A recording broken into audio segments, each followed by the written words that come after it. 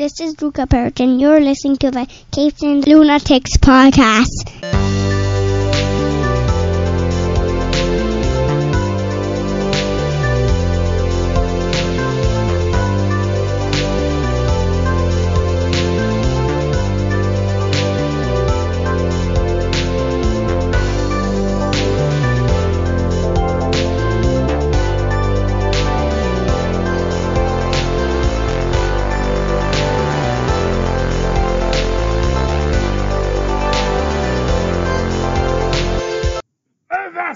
Hearties, prepare yourselves for full stream ahead. Arrgh, I'm your host, captain of this ship, Curly, the Professor Esser, and with me as always is my skinny rich friend. It's Mozz. Ahoy, Mozz, welcome back aboard. Tonight's episode, The Boys. Season 1, Episode 6, The Innocent. Super in America, 2019. I don't know what that means. Vought Studios. Genre, reality. I get it. Starring Homelander, Queen Maeve, Black Noir. I'm calling him Bet Noir. Oh well. Yeah. The Deep, A-Train, Starlight, Tara Reid, and Billy Zane. Yeah, that was weird that Tara Reid and Billy Zane are apparently superheroes in this universe. Yeah. Wow. I mean, I saw Billy Zane. We didn't see Tara Reid, though, did we? No, we did see Tara Reid. Well, there was Tara Reid when they go to the convention. I don't know if that was actually Tara Reid. I don't know if that was actually Billy Zane, but yeah. Oh, that was actually Billy Zane. That was actually Billy Zane, yes. But yeah, I can scroll down and see that. But yes, but let's see who made this. Of course, Jennifer Fang. Wow, that is an awesome name. It's Phang. It's like that. She could be a supervillain or superhero if she wanted to. With a name like Jennifer Fang. Rebecca Schoenshine gets our written by this week. Eric Kripke, of course, gets our developed by. You know, we have a lot of female writers on this show. Huh. And female directors. Good for them.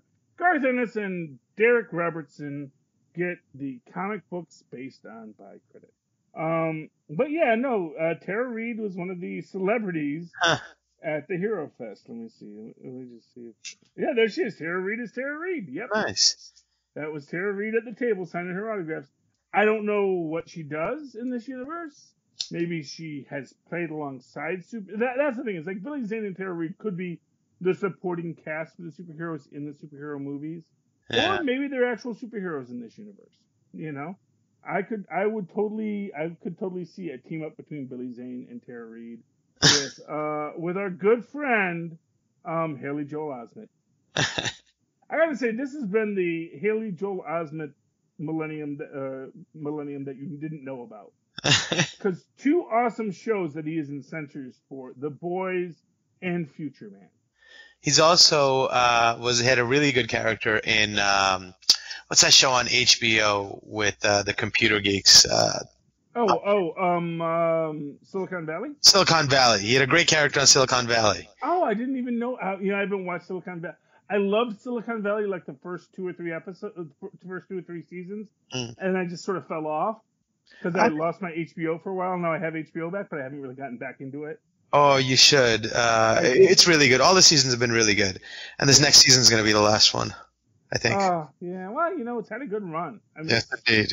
Had a lot of storyline, a lot of roller coaster, billionaire, rags to riches, back to the rags kind of stories. That's what you gotta love about it.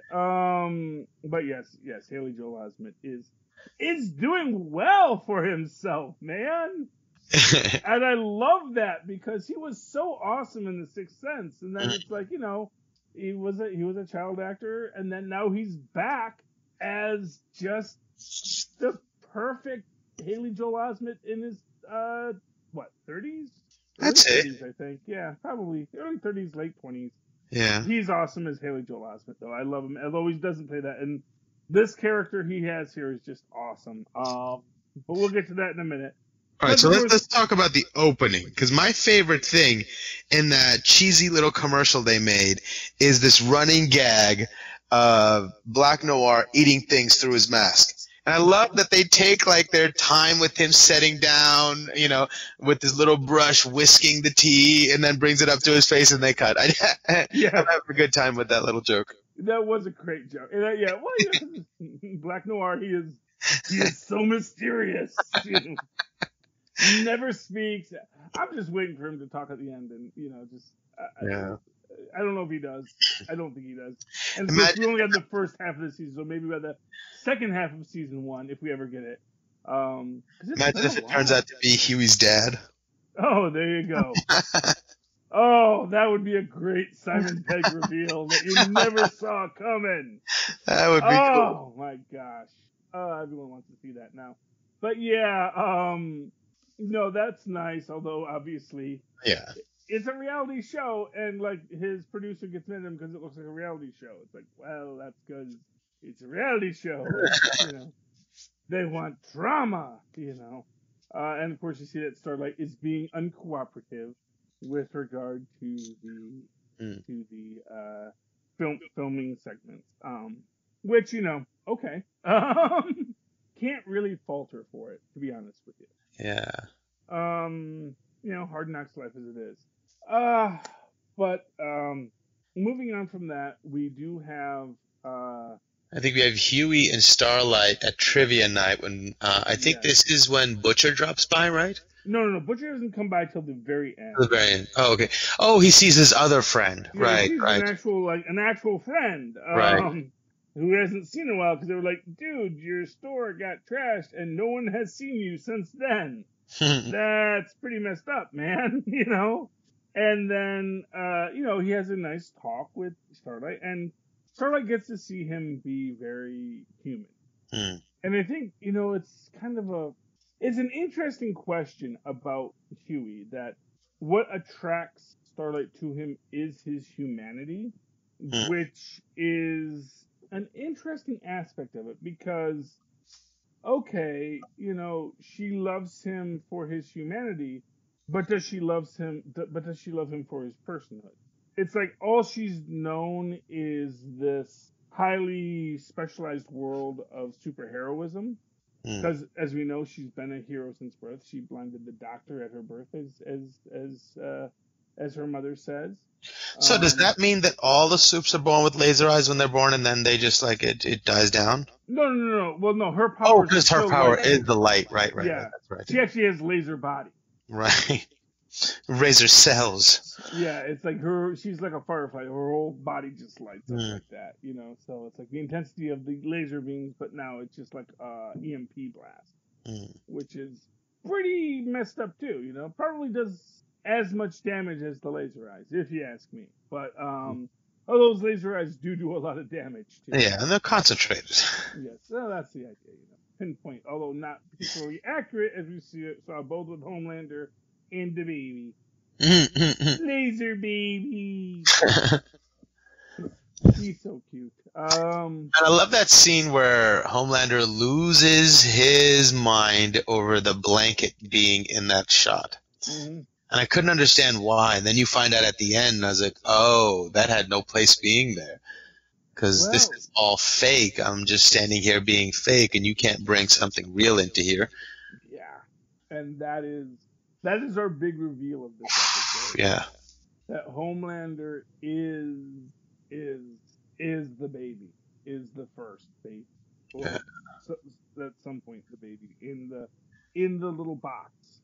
Yeah. He is the baby in the box. Right. He's raised in a goal-oriented way for world domination. Or just to see what they could do. I mean, that's the interesting thing about, like, scientists sometimes, Like, what if we injected a baby with this crazy chemical we found? Right, no, but science doesn't get funding until somebody funds it, and funding comes with, things attached to it. Things you have to do, things that it is being purposed for. And you can see it in the political games that they're playing to try to get control of the military. Well, what I'm going to say, no. First off, I see them as Hydra. Well, I mean, certainly. Well, I think you overestimate the organizational capabilities of modern corporations. Um, That you have know, superheroes and are creating them. yeah, but at the same It almost, I time, mean, I can see what you're saying, but how I interpret that is to say that they are a startup who have a gold mine of an idea that no one's thought of yet. well, I guess my point is you assume they had the idea before they Right. had the crazy super science. So, for example, this is sort of the vein of Tesla. I think that quite frankly, when Westinghouse financed Tesla, it was all about what are you going to build for me, Tesla? Right. Give me that super science, and then it like doesn't pan out the way Westinghouse wanted, and he's like, I can't rule the world with this. Hmm. In the meantime, I think the scientists are like, well, we could come up with a chemical that just gave people superpowers, and cool. And then once they actually achieve it, then they say, well, now what are we going to do with this person? Well, if you think about it in our world, if somebody came up with a super serum, who do you think would come up with it? The military, obviously. And it would be purposed to use in war. I mean, I think the only time we get science like that is if it's funded by interests that would benefit greatly from something like that existing. If you're talking about superhero serum, I think the only type of people who would have gotten together to create that would have been minded for world domination. Well, see, but this is actually an interesting question. This is an interesting question that it's an economic question about government subsidy. Uh-huh. Which was that, when you look at alternative energy, when heavy government subsidies were into it, basically large corporations took a lot of money to make rather poor versions of windmills, but once that technology was out there, smaller startups came up with better ways with better materials to make faster and more efficient windmills. And it's just sort of this idea that if you ask Lockheed Martin to make you a windmill, they're actually going to make a poor windmill, but they're the guys that are going to get, a truckload of government money to build a windmill because they make propellers, so they know that stuff. Is basically the thought process behind it. In the end, they just wanted the money. And I get the idea that, you can have, if you're in it, so this is what you call the bar of science. So in the real world, actually coming up with science, like amazing breakthroughs, is really intense. But if you're in a universe where the physics are such that you could create a superhero from a chemical, it's likely that the bar is a little bit lower. So I get the feeling that, I mean, and not to in any way suggest that, this was a chemical created out of altruism. But that, they didn't know what they were going to do with it till they got it. And honestly, I think that there was probably a real feeling at the time that this was useless, that this was not what they wanted. Because as an example, if you wanted a potion for immortality and instead you got stretchy arms, that would not seem like a good deal, You didn't pay for stretchy arms, you paid for immortality. All right, but it's not like they came up with a serum and that gave them stretchy arm. Then they came up with another serum and that gave them this, and then they came up with another. It's one serum that expresses itself differently through the genetics of the person. That's the problem with it. It's totally unmarketable. Because, it's your basic, what did they do with the failures question. Interesting. I see that, yeah. So for example, you look at the female, very arguably, she's a failure. She's uncontrollable. She's prone to fits of rage. She's really deadly. And you don't think that was there before? Well, I think, you can go with those Swamp Things. If it's there, it gets enhanced. But who knows what's actually there? So, and this, did you ever see the original 1980 Swamp Thing? Long time ago. So, and this is one of my favorite films. Heck with you, Alan Moore. That's the real Swamp Thing. That's my Mr. Holland, or Dr. Holland. Anyway, so it's this idea that the person that whatever he takes, it enhances them. But of course, the villain of the piece is like, because they give it to Bruno, who's like the dumb guy, and he turns into a dwarf. And then he says, why did that happen to Bruno when you became a giant? And he says, because why doesn't Bruno have your strength? He says, because he never has it.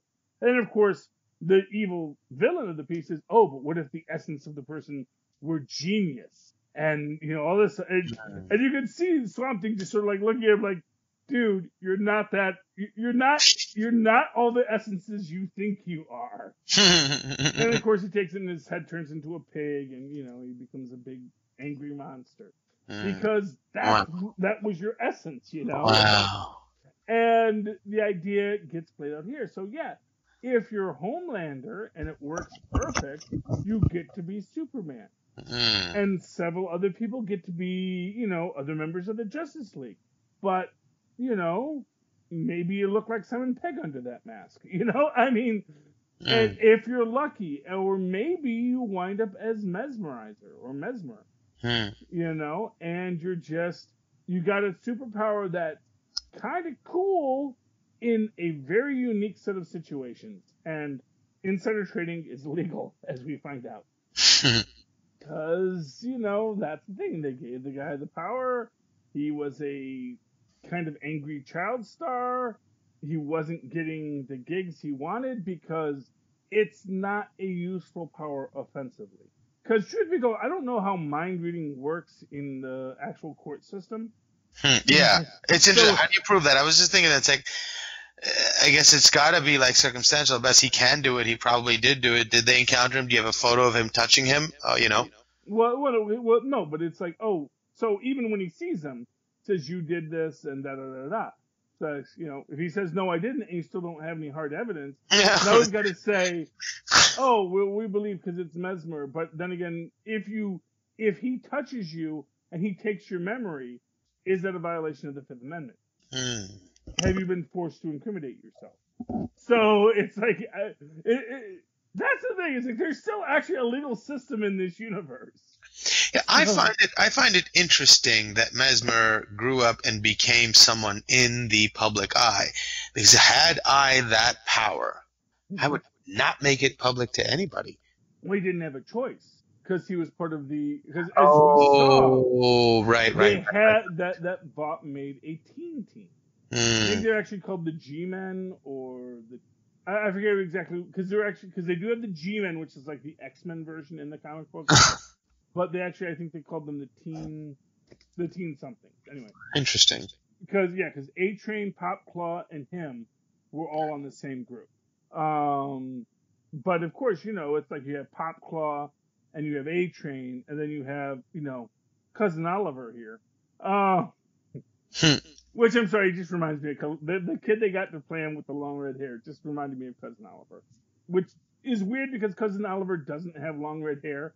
It's like if you took the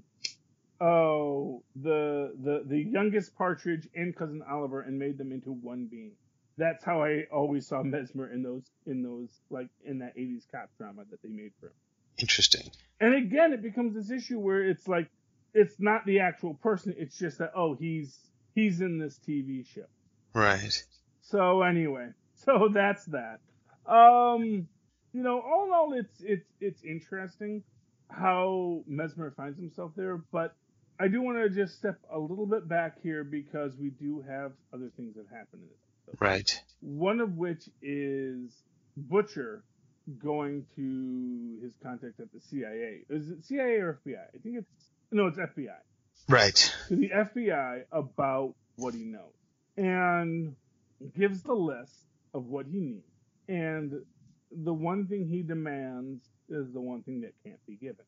And to spoil the whole episode, he screws over all of his friends because he can't get the one thing he wants, which is that Homelander must be held accountable.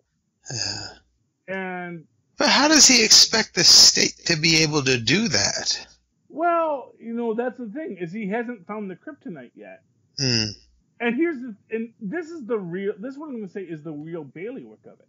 If he was a better person, he would have took the deal because he knows there has to be a kryptonite. And it doesn't mean he has to stop coming after him. Mm-hmm. That's the part. The idea is that you can't put cuffs on Homelander. Right, but I mean, like, find kryptonite. And that's not what he really wants, anyways. No, he wants Homelander brought to justice. I think he wants to kill Homelander. Well, he probably does, but, the state's not going to, first off, the state's not Right. going to cotton to that either. But Right. even just the idea of bringing him to justice, unless you have found what his kryptonite is, you're not going to do it. But we already know he can't see through zinc. So we already know that there are limitations on his power. Mm. And much like with translucent, just because you're bulletproof doesn't mean you're invulnerable. Mm. And exactly how you approach it is now the next set of questions that we have to ask. But if you were in the situation that he was in, because he could have brought down Vought real easy. That was actually the real trick of it, is that bringing down Vought was easy. And not for nothing, a lot of the heroes ain't going to cry a tear over Vought, because they can go on and be heroes just the same without Vought signing their paychecks. Because not for nothing, someone else, Google, would love to have their own dollar bill, If you remember from The Watchmen, the guy who was basically, he was a stuntman hired by a bank to be their superhero. That is Kate caught in the door. Died horribly. It's very sad. But,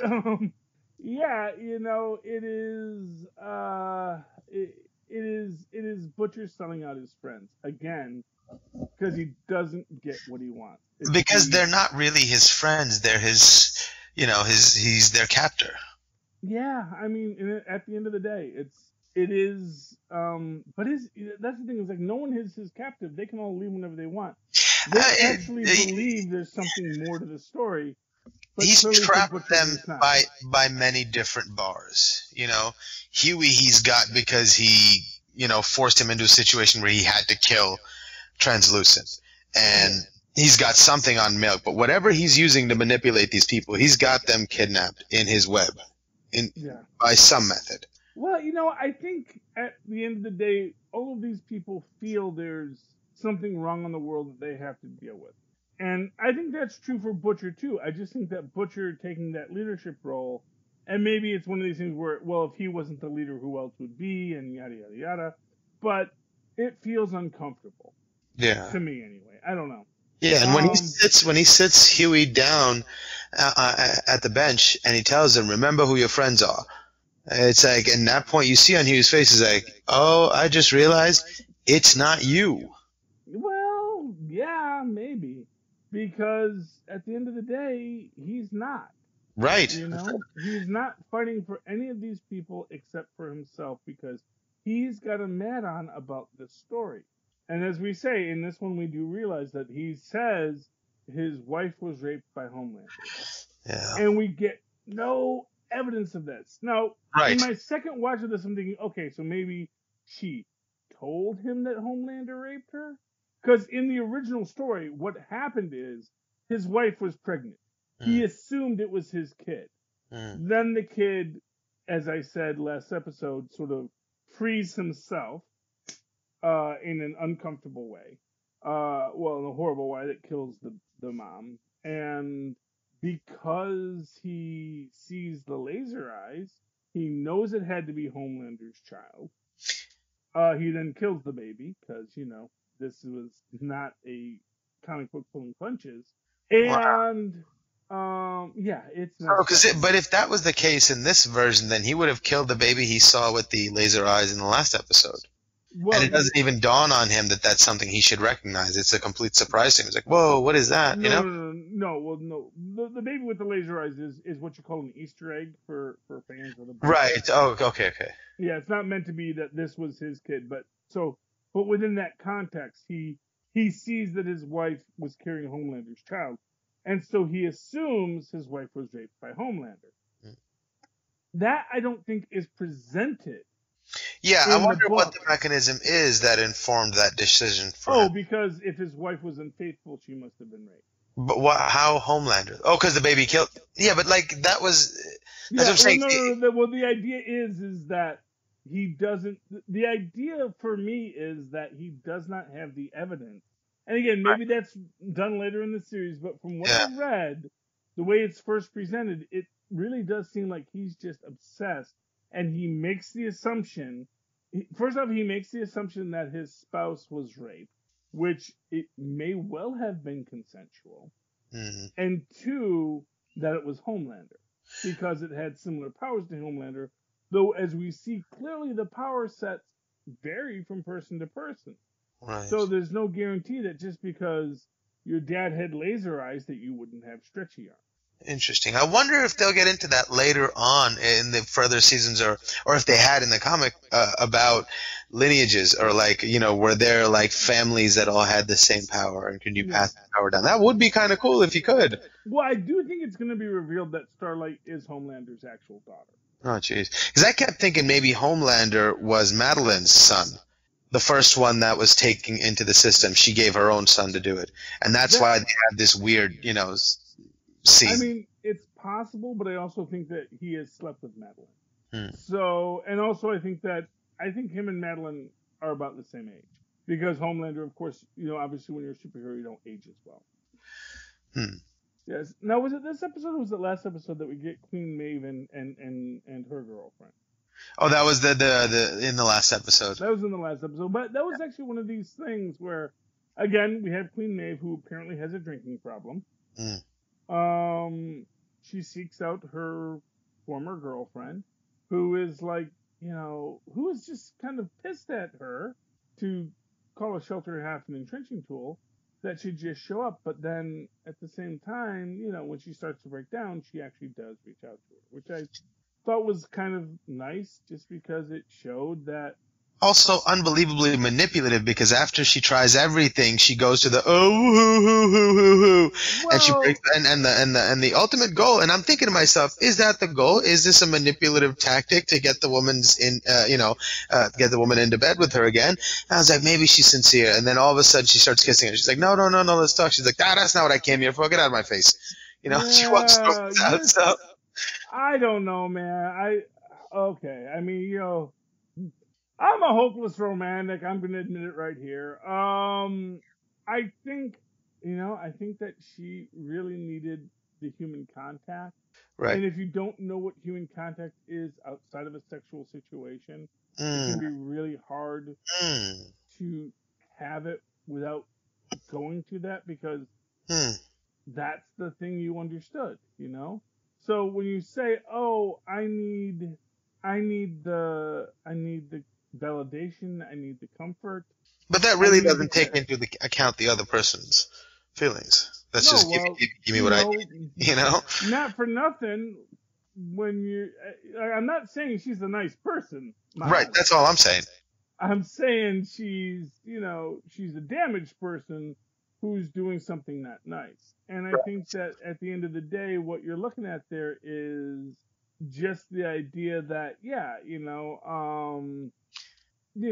she is dealing with this woman who was her mate, who she probably had to leave because, just to give you a whole complexity, because Homelander is a jealous. Yeah. Oh, right.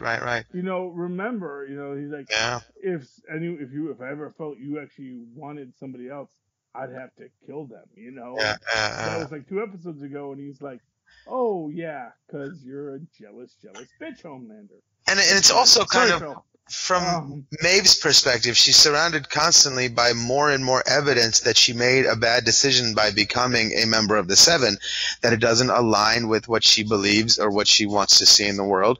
And she feels poorly about those decisions because she doesn't feel like she's living a life that represents who she is inside. And she doesn't feel like she is herself anymore. So in seeking out her ex-girlfriend, she just wanted to be confronted with somebody who sees the old her. Yeah. Maybe. I mean, I think that's a lot of what it is. It's such a mess for poor Queen Maeve, because she's had to watch so much death and then had to be a participant in Homelander's cover-up, because, that's the thing, is like Homelander scares everybody. Because even if Homelander wouldn't hurt you, he could hurt a lot of people that would hurt you. And that, I think, when the thing with the girlfriend, part of me is wondering, okay, was that a corporate decision, or was it a decision she made because Homelander wasn't going to allow it? Because clearly the girlfriend knew she was Queen Maeve and was with her when she was Queen Maeve. Right. But did Homelander say, not acceptable. That person can't possibly make you as happy as I do. And so you should break up with them because they're nothing to you. Or was it marketing saying it's not good for your image? Well, yeah, a little from column, and was it a little from column A, a little from column B, Yeah.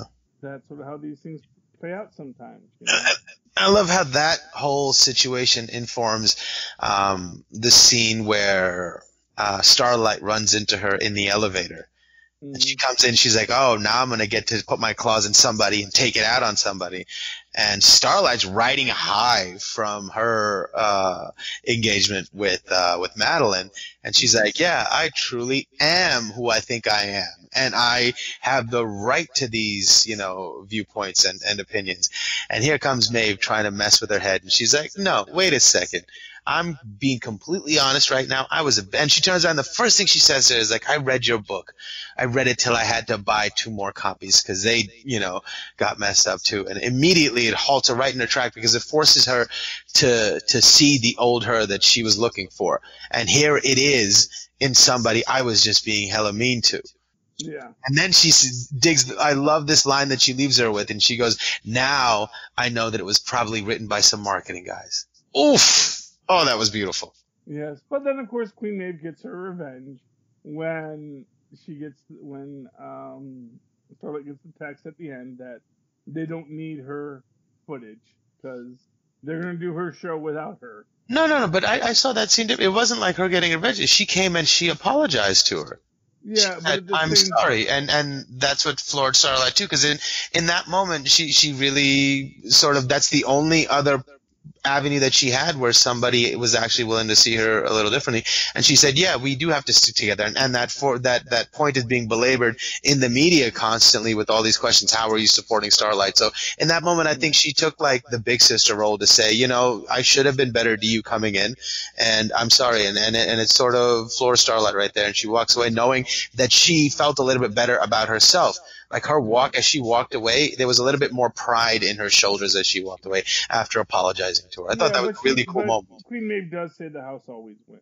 Yeah, well, I think that was all more to say like, hey, I'm sorry, but the house always wins. That's a lesson you're learning now. I should have been there to guide you through that, but I'm sorry. That's how I thought it was a nice, tender moment between them. Okay, yeah, I can see that too. I stop. We're both right. Okay. And to that, right before that, I thought what was another great moment with Starlight and Madeline that was so interesting because Madeline first brings her in and drops this bomb on her, and like really slyly she goes, hey, I want you to take this with the spirit of criticism that it's meant for. And so I was like, oh, we're going to be professional. Okay. And she gets ready to, let's have a heart to heart with 2 equals or whatever. And all of a sudden she goes, you're a petulant child. And then she drops this on her and then immediately tells her what they expect of her. And she, like, I love when she's done saying what she needs to say, she gets up out of her chair and walks over as if to imply you need to get up and walk out as well. And I was like, man, what a power move. She just drops a bomb on her and says, this is the decision that's been made. You need to walk out and go. This is what's happening. This is the narrative. And she just said, and I love, she took her moment. She's like, no, I don't need to get up just yet. Let me think about this for a second. And she said, no. And then she states her demands and says, yeah, I know what my position is as well. And it forces Madeline to be put in that same position she tried to put Starlight in, and she has to ask for more time. She goes, well, I have a lot to think about. And I was like, yeah. Oh, that was beautiful. I do think at the end of the day, Madeline, see, that's the thing is, I think Madeline comes out on top because she makes the really obvious, so Starlight can make the statement, you can't fire me. It would look bad for your stock. It would look bad for you to fire the woman who just publicly accused someone of sexual harassment or sexual assault, actually. Just after she publicly did that. And at the same time, Madeline says, look, if you don't want to be a superhero, no one's stopping you. No one's stopping you from putting on proper police blues and stopping criminals. Yeah, when she walked out, the understanding was she's not doing the Noxema commercials. Well, she's yeah, not and doing the reality shows. So she got out of her, she shirked her responsibilities for doing that and walked out. And even in the overarching, narrative of the story, Madeline might win, but in that engagement, it did not go as she planned. And the hand that she played was beaten by a better hand in that moment. Yeah, in that moment, but and it was an important moment for her because she thought this was going to be a pawn that I'd be able to move on the board as I see fit. And then she realized, oh, this pawn has designs of its own, and I have to compensate for that. Now is more work for me to do.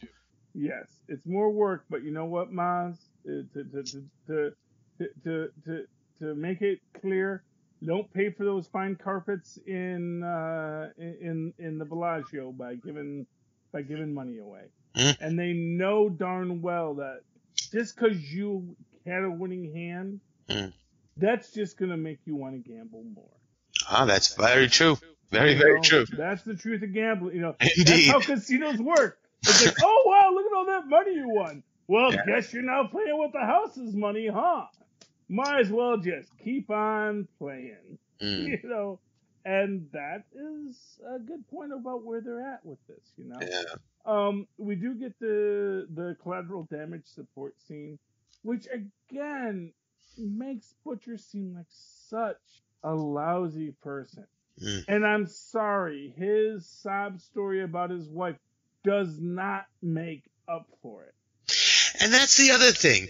I thought half of my brain when he told Huey that story was that it was complete fiction, that it was concocted to elicit an emotional reaction from Huey to win him back over onto his side. Mm-hmm.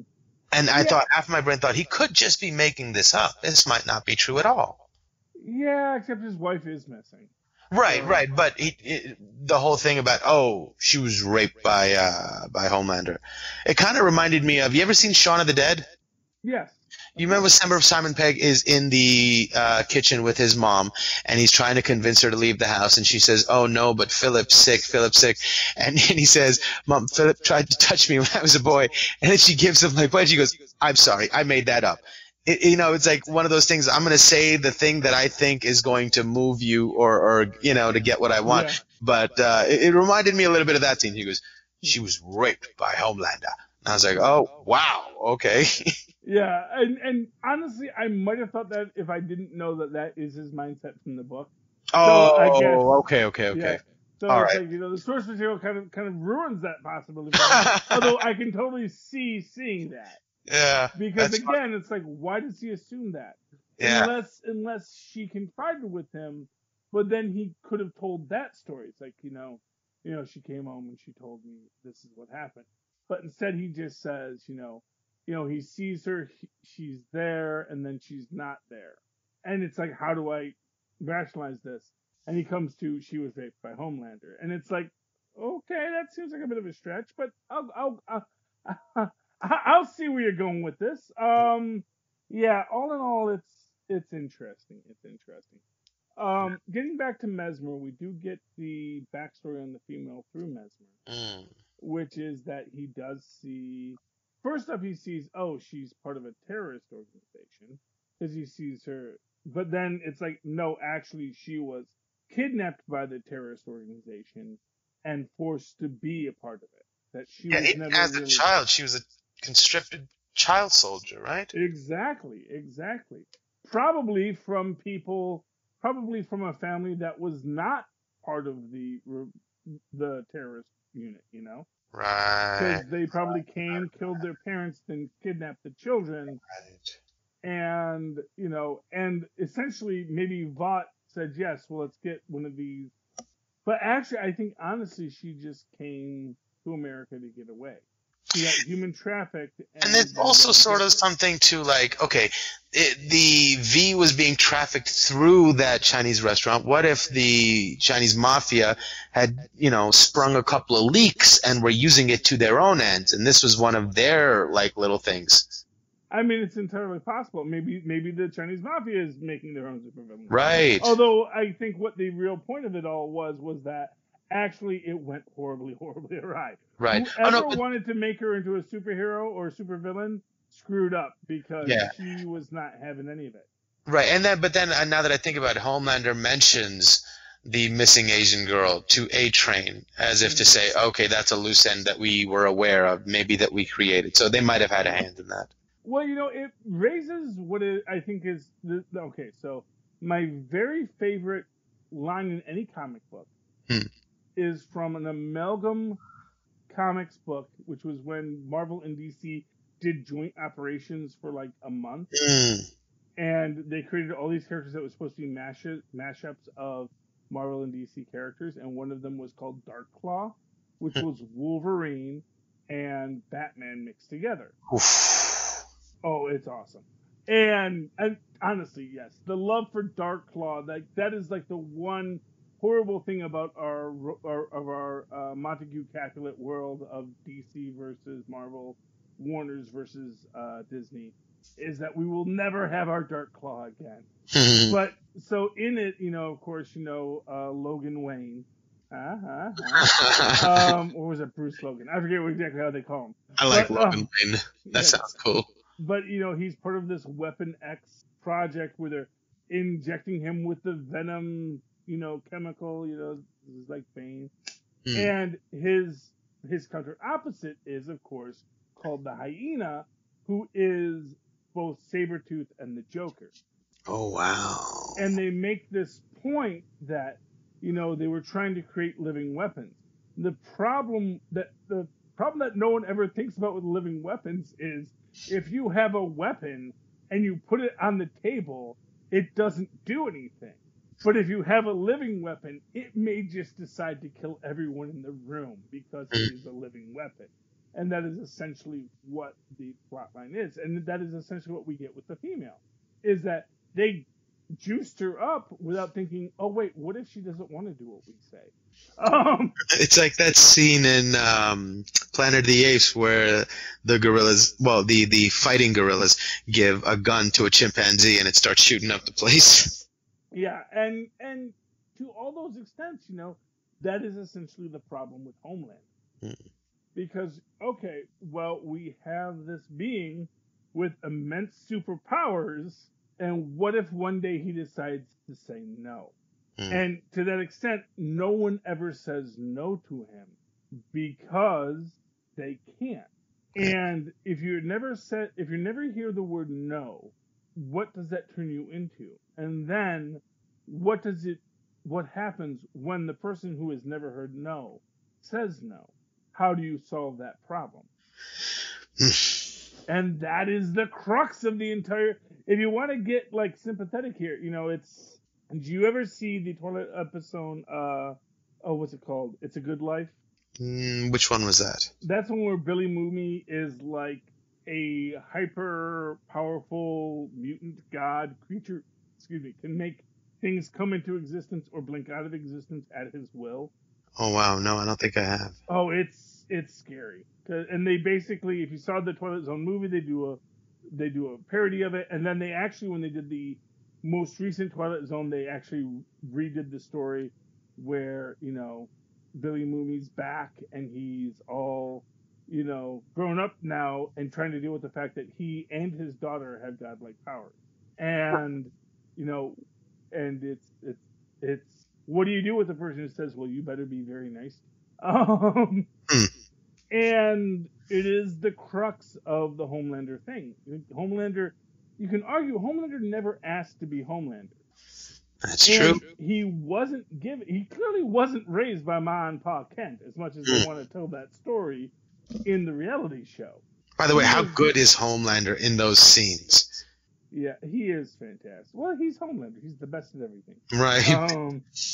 Although, again, just like that idea, I was in Little League and da-da-da, and telling this whole story of people that never existed.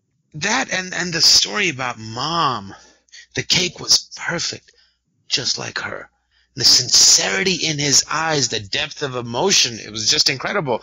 And then a moment later, he shuts it off, and the rest of the world creeps back into his face. Oh, it was beautiful. You know why? Because every day in that little gray cell with his blanket, he told himself that story.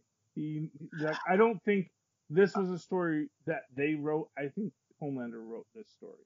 I think this was everything that he imagined, everything that he imagined the world Wow. outside his four square walls would be. Wow. Because let's be clear here, he's Superman. He has super hearing.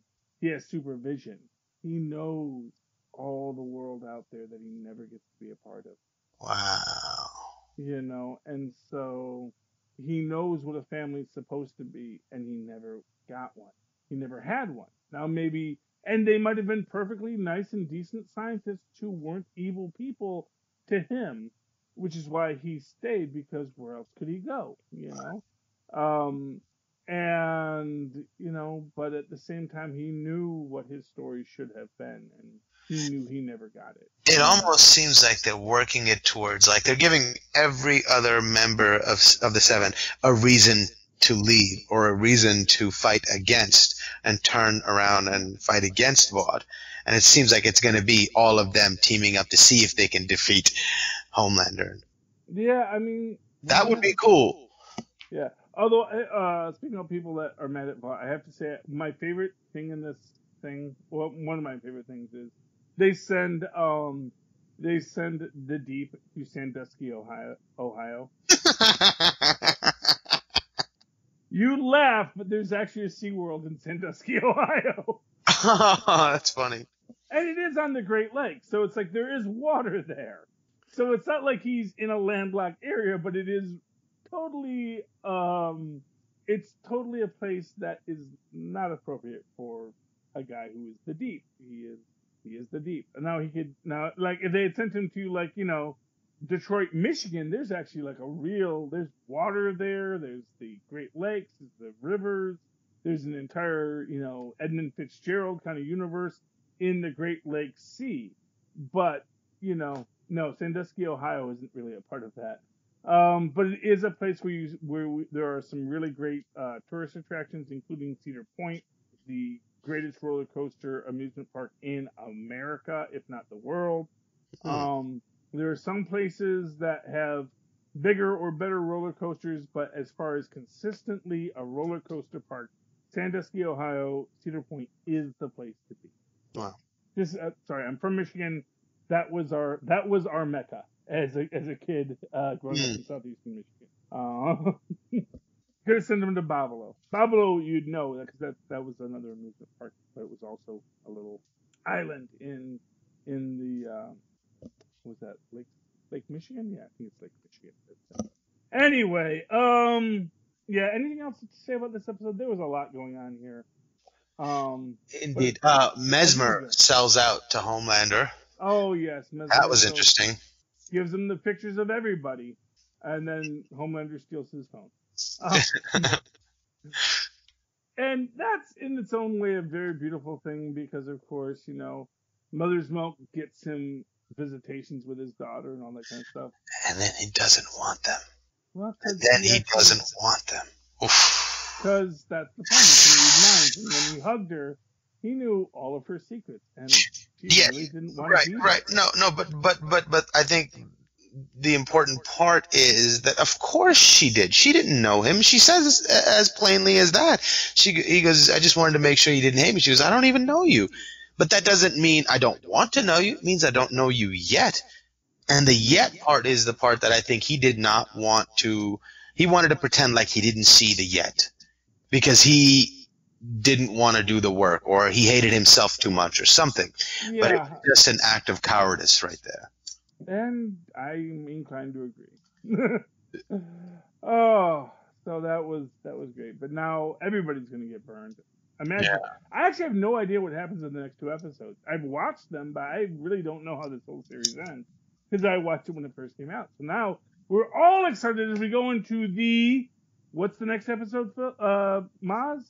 The penultimate. The penultimate. Take it away. As we just did the penultimate. Yeah, we did the penultimate. Next one is the penultimate episode. So tune in next week, me hearties. But before that, yes. Yeah. Mozz, what are your final thoughts? Well, no, I said we should get to the hardest working person in this episode. We forgot to do it last episode, but yeah. Oh man, just close it. You know what? I'm gonna say it. Haley Joel Osment. Interesting. I'm going to go with Haley Joel Osment because he has to do a lot of dances. He has to come into it, he has to deal with people not respecting his powers and also has to negotiate things. And in the end, is the guy who actually gives all the details to everyone. So at first, she's a terrorist. Like, no, let me tell you more of the story. This is what this is, and this is what this is. And sort of this thing where here's a guy with amazing powers who never found a way to use them. The guy who could see into your soul could probably help you in so many ways, but no one ever thought that might be a use for it because that's not what superheroes do.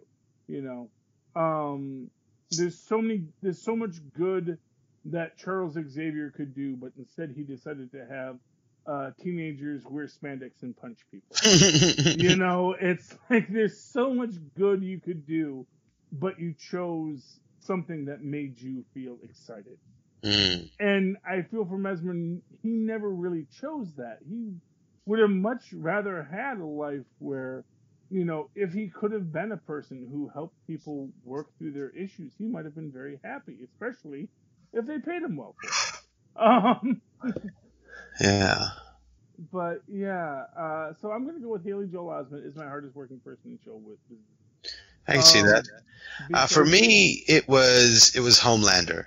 I think some of his performances, especially when the camera turns on and off, were just phenomenal. And some of the ways and the subtle, unspoken ways he intimidates people and means to intimidate people are just really, really brilliant pieces of subtle acting that I think he was the hardest working person in this episode for me.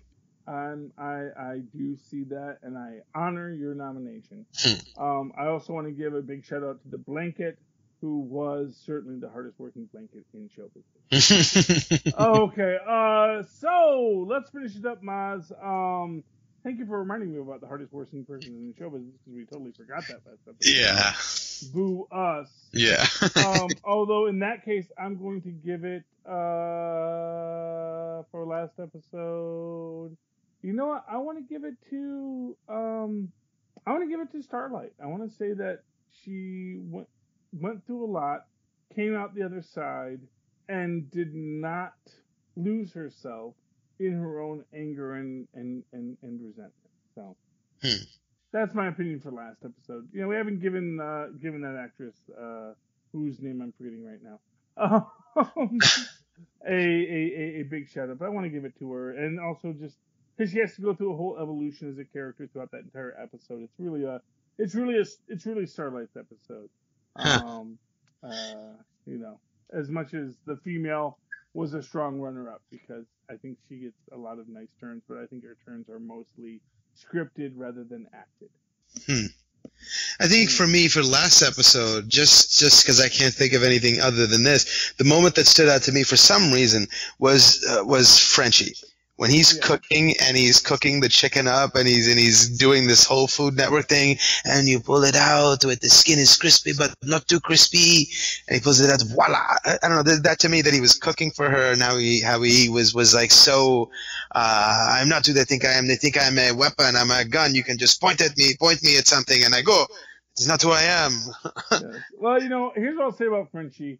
I can never call him the hardest working person in the show business because he makes it so effortless. He's just so effortless in everything he does. Oh, we all love Frenchie. This is why we love the French. This is why Pepe Le Pew doesn't seem so rapey, He's almost charming. Anyway, oh gosh, where do we go with all this? So anyway, Mozz, how can people reach out to you and, French you if they would like? Be hard to do via email, but you can email me at mozzmanzor@gmail.com or find me on Facebook under Mozz Manzor. That's MOZZMANZOOR. Yes, and don't say it'd be hard to French you in email. They're doing amazing things with emojis these days. Anyway, if you'd like to write to me in that old-fashioned email way, the way our Mozz and Paws and probably Madeline did when they were younger. You can do so at superconnectivityblog@gmail.com. That's superconnectivityblog, all one word, @gmail.com. And of course, follow me on Twitter as I live tweet The Watchmen Sunday nights at Charlie Esser. That's CharlieEssser. Look for the two E's in the middle. For quality. Bing! Before we go, make sure you check the show notes. We have a link to Amazon there, which when you're making all your purchases for the holiday season, you give a little money back to us as you go spend the money that you were going to spend anyway. So that's a good thing. And of course, look out for it. Pod Life, the book. It's a book about podcasters put out by the Southgate Media Group Network. It's a good read. It is enjoyable. And apparently I'm mentioned in it, so I don't know. Yeah. Guest appearance? I didn't even write anything, but apparently I'm inspirational to some people. Go figure. Anyway, me hearty landlubbers, we are once again at the salty shores of this world we call Amazon's the Boys. We are about to head off into that sunset for a penultimate trip, and then one more after that. And in the meantime, be sure to come aboard with us once again. Avast ye, and full stream ahead. This episode of Capes and Lunatics is brought to you by Tweaked Audio. Get awesome headphones, go to tweakedaudio.com and use the coupon code Southgate to get 30% off, free shipping, and a lifetime warranty. Or you can get there through the link on our website, southgatemediagroup.com.